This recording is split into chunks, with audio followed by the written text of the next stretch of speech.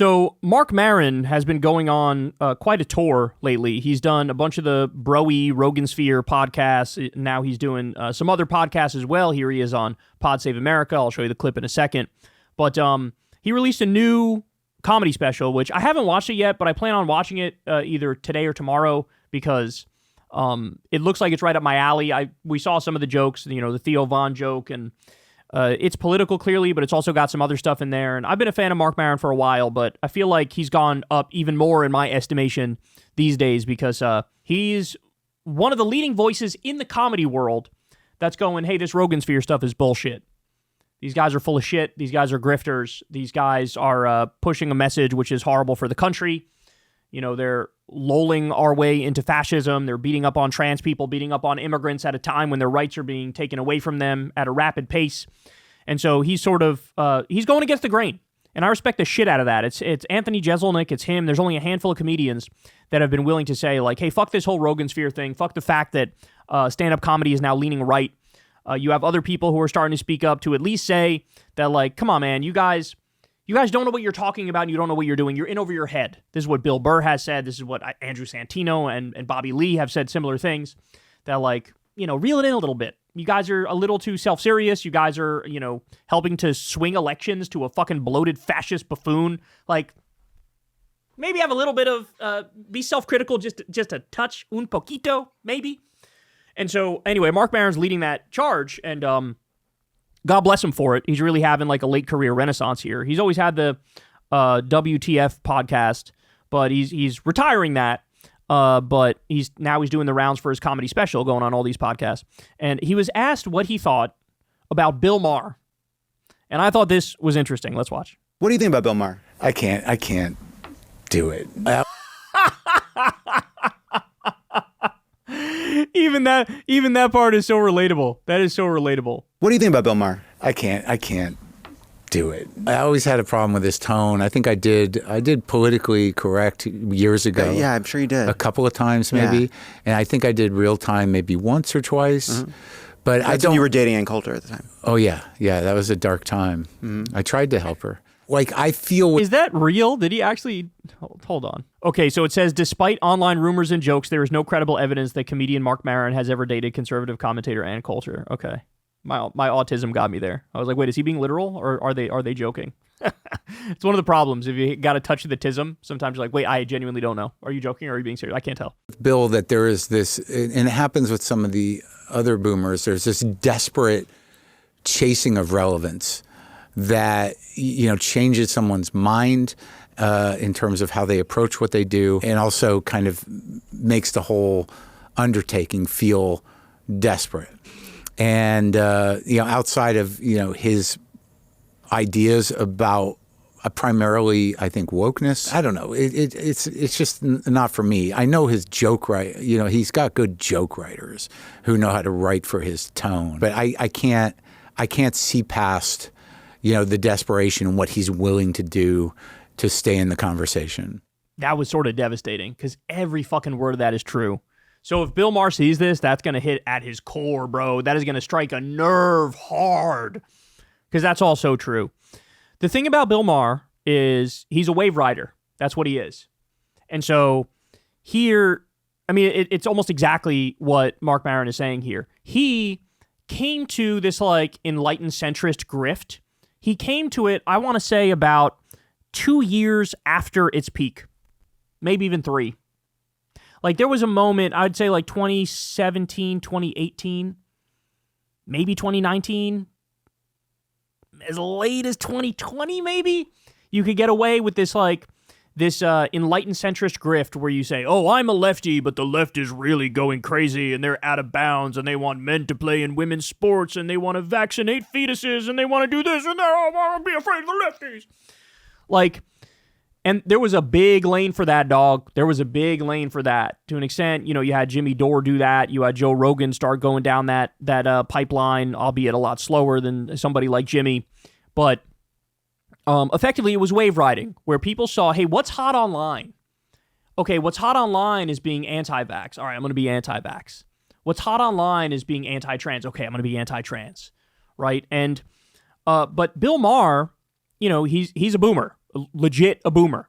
And so when he started doing these same sort of enlightened centrist talking points, I'm a liberal, but these wokies aren't even liberal, okay? The cancel culture's gotta stop, okay? When he did that, it was already like 2 years too late, 3 years too late. And it was like, this is tired, bro. We've seen this, and now you're just coming to it later. And really, he sort of gets like, to the extent he has any followers or listeners or supporters, it's more like the people who just like things that are offensive for the sake of people being offended, right? It's the assholes who are assholes for the sake of being assholes. Like, oh, you said the thing you're not supposed to say. You said the thing you're not supposed to say. I can't believe you said the thing you're not supposed to say. It's like sort of like Tony Hinchcliffe syndrome. Like, I'm not even going to try to be funny. I'm just going to be a massive douchebag. And the fact that I'm being the biggest douchebag is going to mean you can't stop watching me because I'm a train wreck, right? And Maher is kind of like that. And so he's a wave rider. So, in the Trump first term, he's big, Mr. I'm leading the resistance. I'm anti-Trump. I'll go after him all the time. And then at some point he said, but on these issues, actually, I think the left is crazy. And let me focus on that 95% of the time when I do my show. And so that's when he lost a lot of his audience. And the funny thing is they do that thinking they'll bring in a right-wing audience, but they never really get the right-wing audience. Because the right-wing audience, they are truly like fucking zombies. And when they're looking for somebody to coddle Trump's nuts, man, they are looking for a chief nut coddler.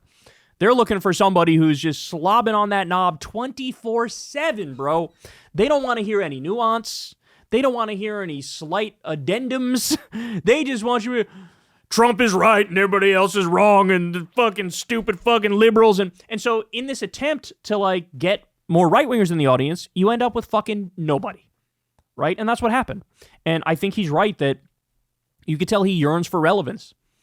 And also just the whole smug thing. It's kind of funny because when I was younger, Bill Maher's like arrogance was appealing to me. Because it felt like extreme confidence, not necessarily arrogance. It felt like he knows what he's talking about and he's going to be clear about that. But that's to a younger man with a developing brain. As you get older, you realize, oh no, he's just a prick. Like that's it. He's just a prick. He's just a fucking asshole. And so I totally get where Maron is coming from, where he's like, the way he talks, I just can't. It's just not for me. The way he delivers it. I want to hear it one more time. Here we go. What do you think about Bill Maher? I can't do it. I always had a problem with his tone. I think I did politically correct years ago. Yeah. His tone. I had a problem with his tone. Yeah, I'm sure you did. A couple of times maybe. Yeah. And I think I did real time maybe once or twice. Mm-hmm. But I don't. You were dating Ann Coulter at the time. Oh yeah, that was a dark time. Mm-hmm. I tried to help her. Like I feel with Bill that there is this, and it happens with some of the other boomers. There's this desperate chasing of relevance that changes someone's mind in terms of how they approach what they do, and also kind of makes the whole undertaking feel desperate. And the funny thing is, right? Like Bill Maher. He was in the first Trump term, he was more right than me.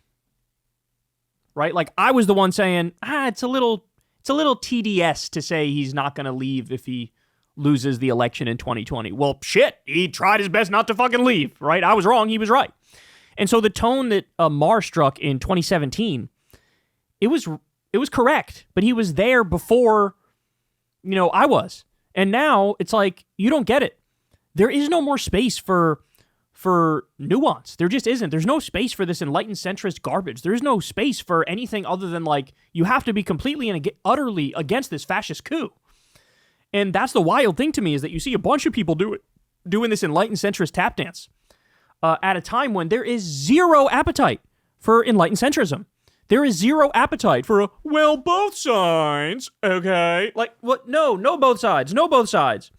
It's only one side that's opening up concentration camps and making masked ICE agents round up randos and throwing them in there, right? It's only one side that's launching a trade war against all of our fucking allies, massively spiking inflation, massively spiking unemployment, crashing the economy.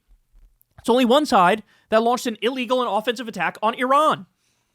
It's only one side that cut pediatric cancer research and Meals on Wheels, right? Don't hit me with some both sides bullshit at a moment like this. So funny enough, it's like, bro, You were right before a lot of people. All you had to do was still be that same guy, still be that 2017 Bill Maher when it comes to Trump. And instead, you decided I'm going to try to be agreeable and compromise with the right and negotiate. And everybody's like, fuck you. And that's the other part of it that pisses me off. But yeah, all that, I think Maron's right that all of that is in a search for relevance. It's all in a search for relevance. Bill Maher's trying to figure out how can I press the right buttons and strike a nerve enough for people to still be interested in what I'm saying. And he found, again, it's sort of like the Tony Hinchcliffe philosophy. He's like, what if I'm just the biggest prick and douchebag imaginable and piss everybody off? How about that? And it's like, okay, I guess you're technically getting attention, but everybody fucking despises you, as they should.